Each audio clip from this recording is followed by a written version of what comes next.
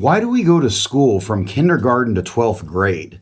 That's 13 years of school. If you had a typical school year of 180 days of school and went to school for an average of 7 hours a day, that's 16,380 hours of school. And that's just to graduate from high school.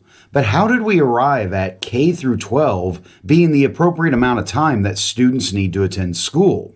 Well, the basic and I suppose the most obvious answer is that school is not just about attending classes and memorizing facts or passing tests.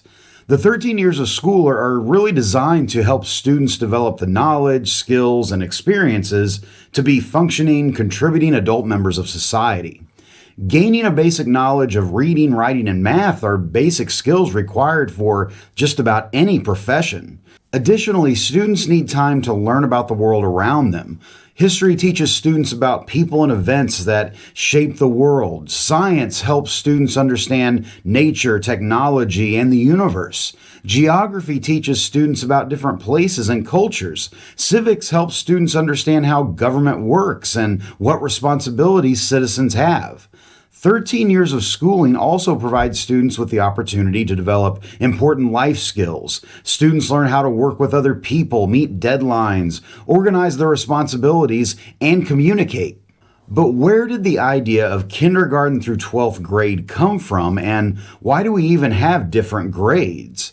It can trace its roots back to colonial America, where the Puritans established some of the first public schools. These early public schools were primarily organized by local people and communities and were pretty informal. There weren't any school districts or official state, or in this case, colony-supported schools. All of the young people went to one-room schoolhouses where a 17-year-old would sit in a room and receive the same instruction as a 7-year-old.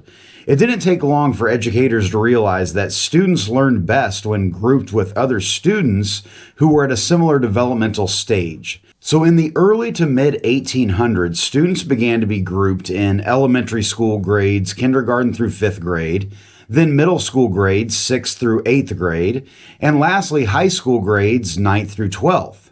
And by the way, if you're wondering where the heck the term kindergarten came from, it was first used in 1840 by a German educator named Friedrich Froebel, taking the German word kinder, meaning children, and Garten, meaning garden. So kindergarten is technically a garden of children, I guess.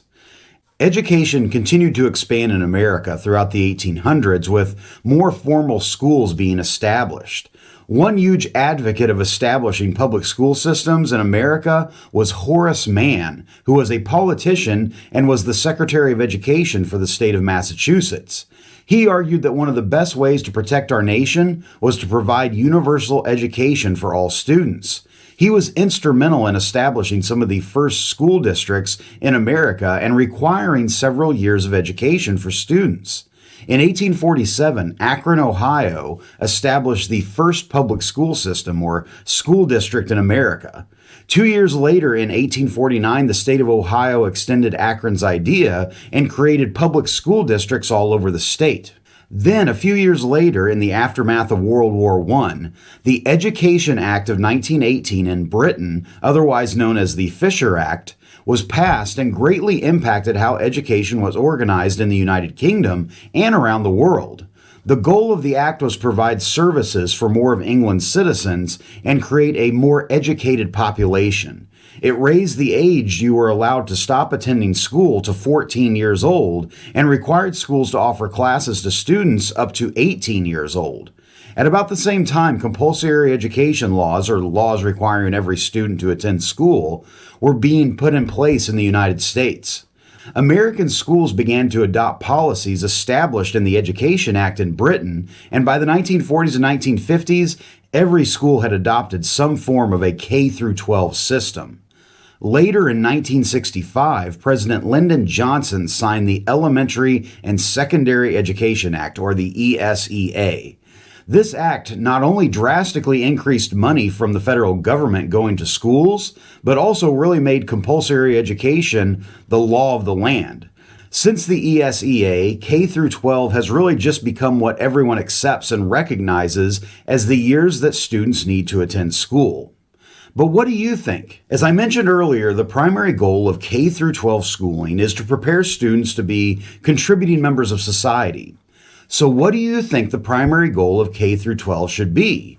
Should the main goal of school be preparing students for careers, college, citizenship, or life in general?